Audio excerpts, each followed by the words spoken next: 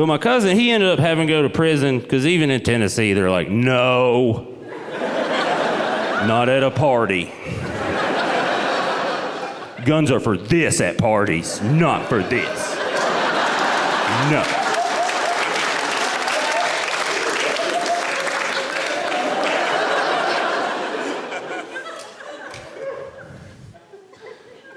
They got him for second-degree murder. Say anymore.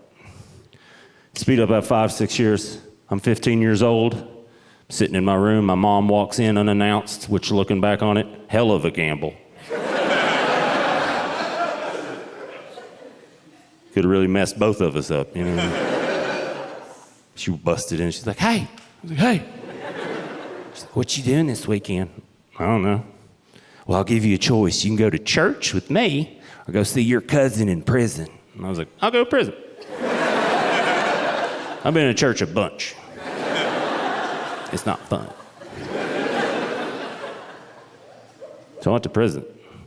It was me, my great aunt, my uncle, Jesus' hand, my Mimi, who's pure love. That's all she is. She's pure love. My other aunt. We drive to the prison. It was a monumental day in my life, I could say. You know, one of those days you're like, oh, everyone's been lying to me about stuff. Okay. Because we got to the security part. That was way more intense than I was expecting. It's not like TSA at a prison, where they're like, pat you down, and hey, have fun, get in there. No. It was this young Tennessee State prison guard. He took me in first. I was the first one to go in. That was the meanest thing they've done to me all day, and I'll explain in a minute why. So we get in there, he pats me down, and he's like, all right, now take your pants off. And I was like, you as well. We do it at the same time, it's sexy. He laughed a little bit, you know, he's new. He's like, that's funny. I was like, why do I have to take my pants off? He's like, oh, I gotta look in your butt. And I was like, I don't think that's true.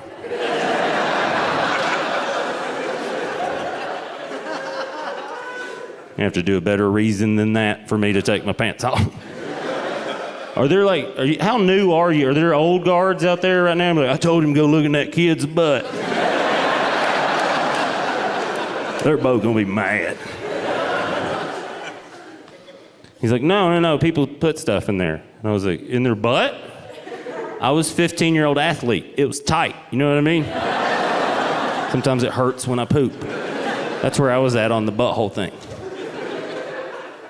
I was like, I don't think you can put stuff in there. He's like, yeah, you can. And he said it in a way that you could tell he knew. It wasn't a guess. He was like, no, you can't. You can't. So I believed him at that point. I was like, oh, okay. Well, I guess that's your job. I don't have to look at it. There you go. He's like, there's nothing in there. I was like, I told you. Then he made me lift my sack. I'm still not sure why. 25 years. I don't know why. He thought I was hiding a penny? I don't understand. Maybe just like taints. You know, that's his thing. A good-looking grundle on that kid.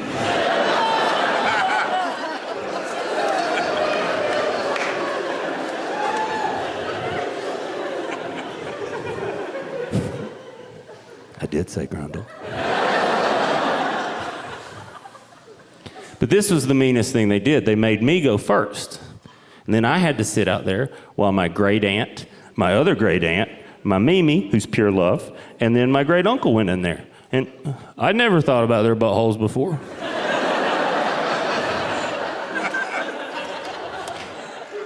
Tell you the truth, I didn't even aware they had buttholes. You know what I mean?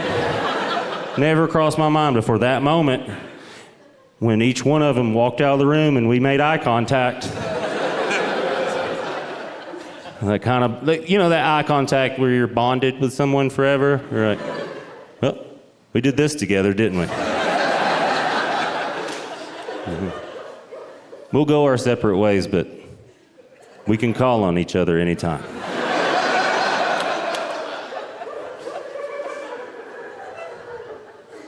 You know, and then I started thinking things like, I bet my uncle could hide some stuff in there, I guess. You know. Might fall out that hole. The other hole, he's got two.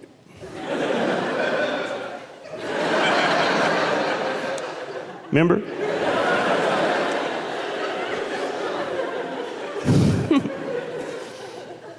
So then they take us in a straight line, the Tennessee State Prison Guard. We're outside, we're on a sidewalk. We're going to meet the prisoners. My aunt's right in front of me, and she goes, "Excuse me, guard, excuse me. I forgot something in my car. Can I go get it now?" And before I could say something smart-ass to her, the Tennessee State Prison Guard says, "Yeah, that reminds me, if anybody else forgot anything in your car, now's a good time to go get it before we go inside to see the prisoners." And I said viscerally, without even thinking, it just came out, "Then why'd that guy look inside me then?"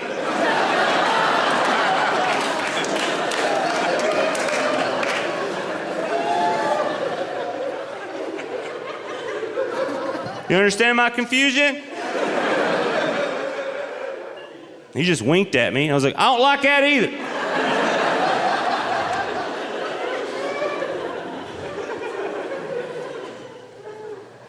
And at this point, my Mimi, who's pure love,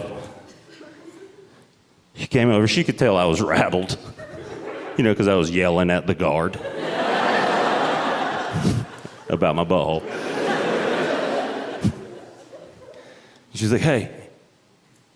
And she said one of the most profound things I had ever heard in my whole life in this very intense moment. And she said, "Hey, it'll be all right. Even if it's not, it'll be all right." I was like, "Hey, well, I feel better now." She's like, "Good, because this is a parole hearing. This is not a normal visit." I was like, "That was a cool way to do that."